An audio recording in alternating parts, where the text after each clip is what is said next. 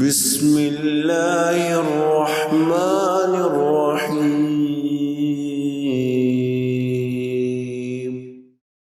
جابر بن عبداللہ رضی اللہ تعالیٰ عنہ سے روایت ہے کہ آپ صلی اللہ علیہ وسلم نے فرمایا، نہ تم اپنے خلاف بد دعا کرو، نہ ہی اپنے مال اور اولاد کے خلاف دعا کرو، ایسا نہ ہو کہ تمہاری بد دعا کا وقت اللہ تعالیٰ کی طرف سے قبولیت کا وقت ہو اور وہ تمہاری بد دعا قبول کر لے۔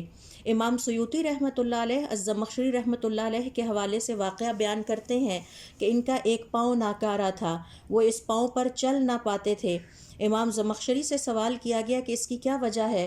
انہوں نے فرمایا، یہ میری والدہ کی بد دعا ہے، اور یہ پاؤں اس لیے ناکارہ ہوا کہ میں اپنے بچپن میں ایک چڑیا سے کھیل رہا تھا، میں نے اس چڑیا کا پاؤں ایک دھاگے میں باندھا اور اس دھاگے کو ہاتھ میں پکڑ لیا، وہ چڑیا میرے ہاتھ سے نکل بھاگی، تاہم میں نے دھاگے کو مضبوطی سے پکڑ لیا۔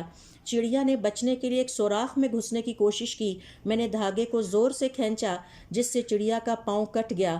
میری والدہ یہ منظر دیکھ کر بہت دکھی ہوئیں اور انہوں نے کہا، اللہ تمہارا پاؤں بھی اسی طرح کاٹے جیسے تم نے اس چڑیا کا پاؤں کاٹا۔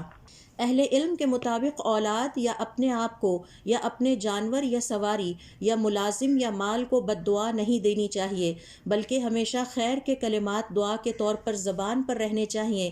مثال کے طور پر، اللہ تمہیں ہدایت دے، اللہ تمہاری اصلاح کرے، یا اللہ تمہیں برکت عطا کرے۔